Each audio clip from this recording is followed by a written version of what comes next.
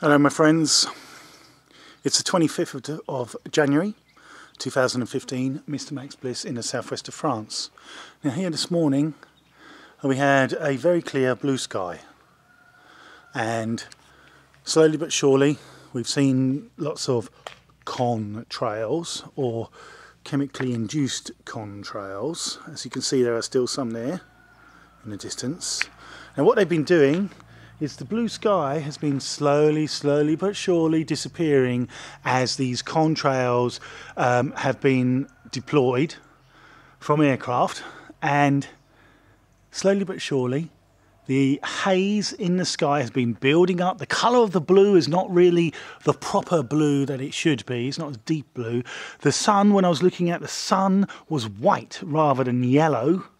And there was a particularly a very silvery sheen around the sun, and this continued all morning until we get these types of clouds, and then we can see this type of frequency effect. It's happening very quickly actually.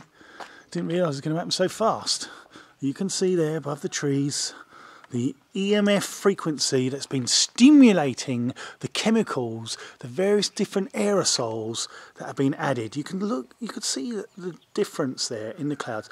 That's not a natural cloud. That's not a natural phenomena that we've always observed all our lives. Not simply because we weren't interested, but because it wasn't happening this way. As we can see,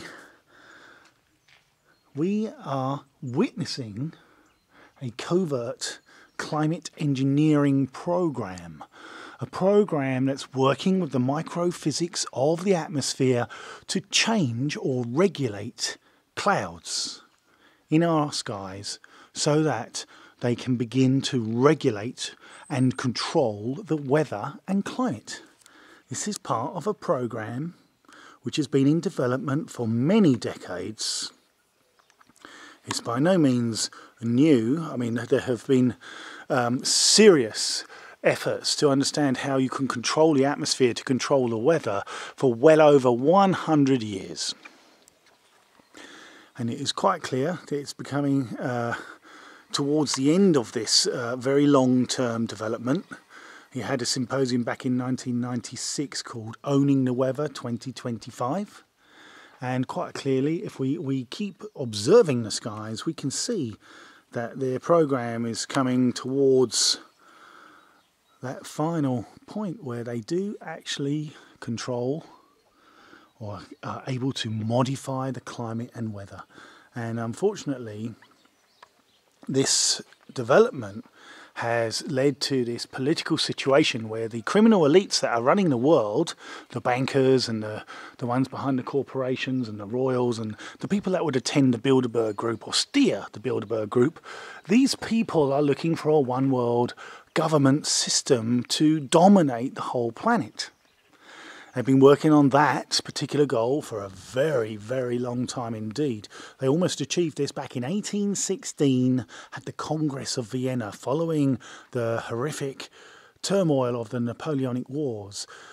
The criminal elites at that time, they had hoped that all the nations had suffered sufficiently that they would welcome one world government, which of course would be a totalitarian socialist system of a dictatorship, a tyranny, system of tyranny.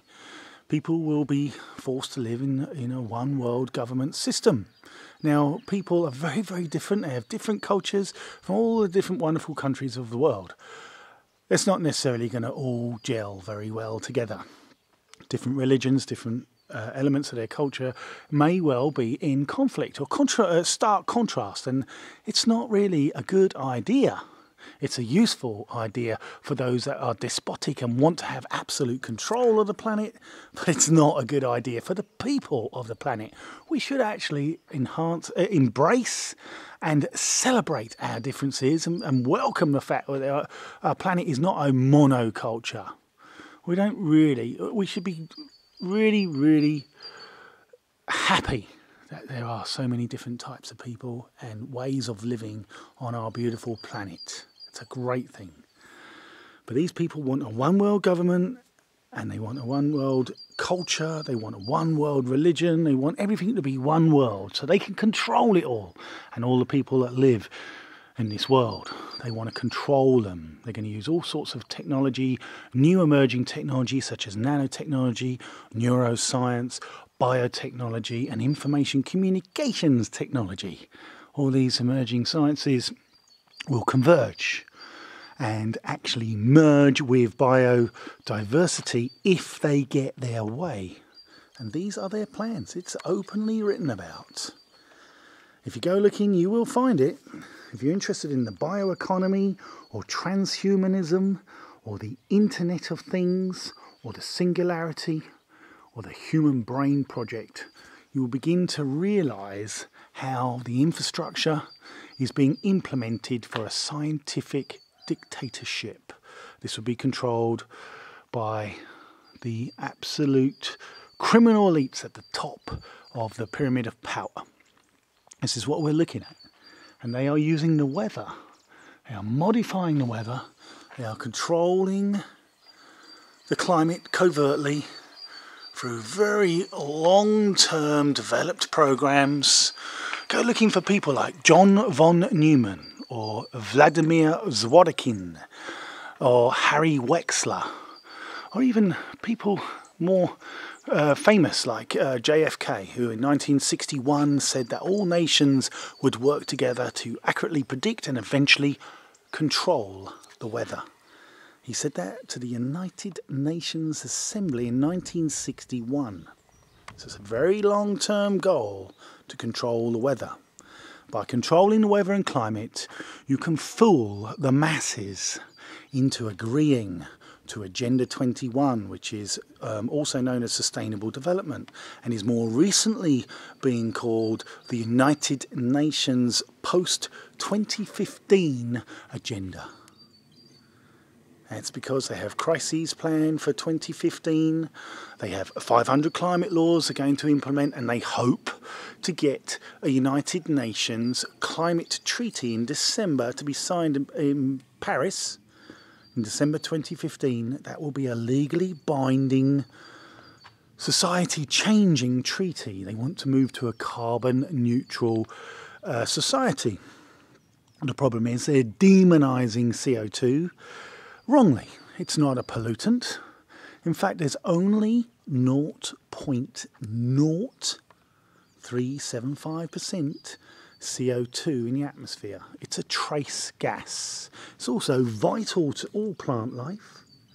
And in fact, commercial growers that have these large greenhouses and grow tunnels, they actually have CO2 generators inside their grow tunnels because the plants grow much, much faster and much bigger and much more healthy, because CO2 is vital for growth. So they add CO2 into their greenhouses. That's how important it is to plants. But the elites would have us believe it's the source of a pollutant, a damage to the environment. It's absolute nonsense. This planet has had much more CO2 in the atmosphere before. In fact, we're at extremely low levels. In fact, the planet would benefit vastly if we had more CO2. The warming effect it has is much more minimalistic than they say. We actually have more problems from this huge linear increase in cloud cover that is stimulated from aircraft, from these contrails and contrail cirrus and all these other types of new clouds which are being named like undulus asperatus. The only reason they need new names for clouds is because there are new clouds, and there are new clouds because aerosols are being put into the atmosphere, as well as huge amounts of electromagnetic frequency. That was well known over 100 years ago to affect the evolution of clouds, and even the precipitation from clouds would be stimulated by ionization of the atmosphere. Oliver Joseph Lodge had a patent in 1905 for directing energy, either positive energy or negative energy, to either clear the clouds or to induce clouds and make them rain. In 1905, this is well known about. Imagine how technology has moved on in 110 years. You know, we've got a video from NASA called Eyes from Outer Space. In 1959, they talked about how they would control the weather and steer hurricanes, and all the technology they talked about there, which was in reference to the US Air Force at the time.